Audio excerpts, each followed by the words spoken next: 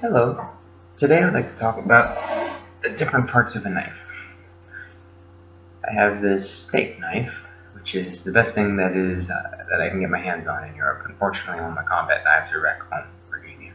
But this can make do because this knife is actually very well made. You see, its balance is about here.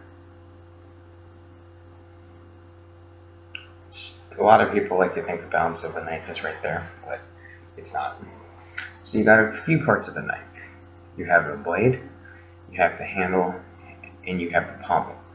The pommel is awesome for striking targets that are very small, such as a temple or pressure points, but they can also do quite a bit of damage to, say, if you hit them right in the middle of their chest and crack their chest plate.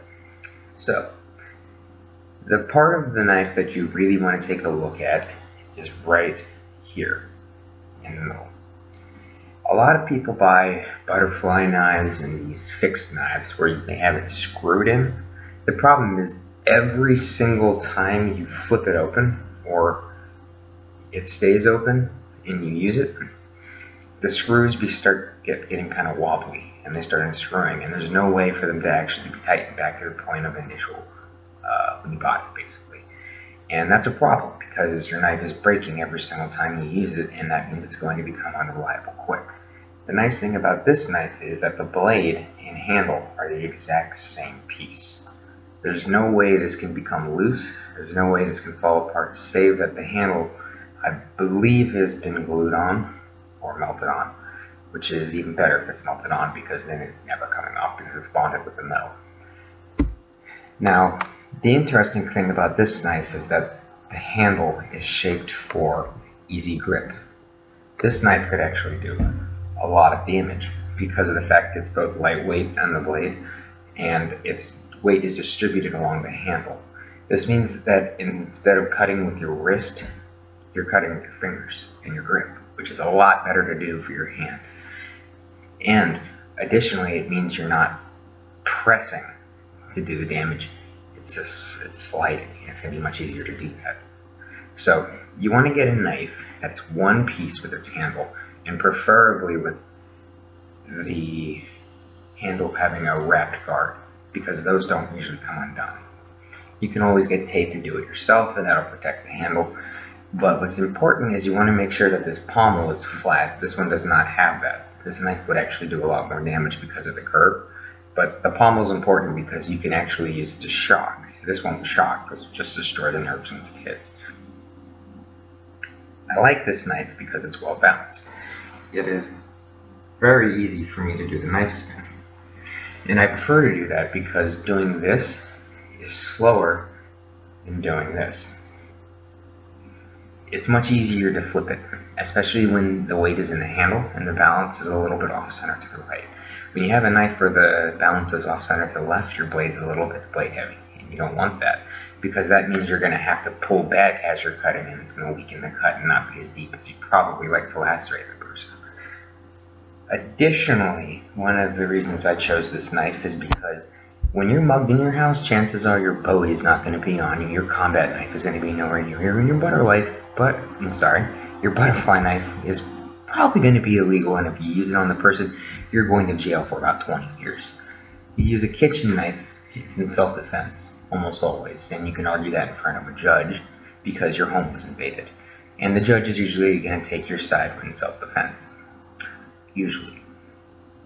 The other part about this knife that's interesting is this part of the blade is both sharp along with the serrated, so this would also be a pretty good hunting knife or survival knife.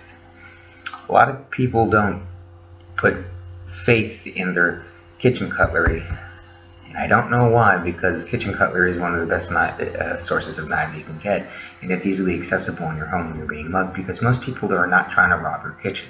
They don't want your coffee maker, they don't want your stove, so they're going to go immediately for your bedroom. That's bad.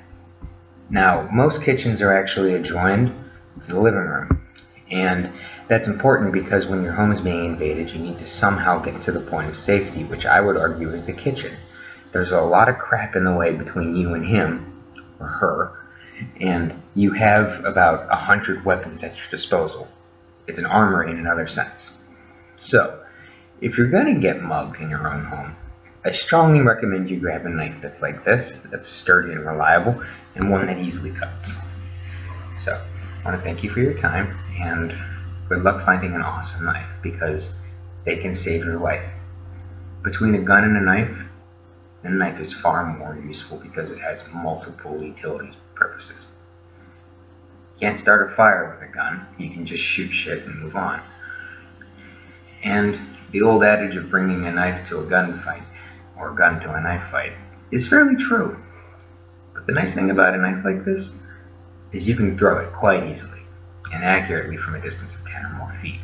And usually when someone pulls a gun, you have that distance for them to miss. Because a gun isn't a straight line. It's an infinitely long straight line, but it's still a point that you can avoid quite easily by getting the hell out of the way. With a knife, that's not going to happen. It's very hard when someone extends the knife for someone to actually dodge it. The reason for this is because you're cutting in an infinite arc. So, keep in mind that when you use a knife, you want to have one that's a little bit serrated and one that's sharp all the way down its tang to the handle. Otherwise, you're going to have a very weak knife that's probably dull. A lot of the knives that people buy in those smoke shops or in knife shops, there are not many that exist anymore that I've seen, they buy these cheap screwed-in knives, and they almost always fall apart within a year. Especially knives that are switchblade, and especially knives that are pressure activated, which are another form of switchblade, but more legal because it doesn't actually have a hinge. It doesn't really make a difference, and honestly, this is the most dangerous knife you can find. And the knives that have the reverse side sharpened are just stupid, because a lot of people, when they do the knife cut, need to have their finger on the tang because their wrist isn't strong enough to do the motion itself in the tear.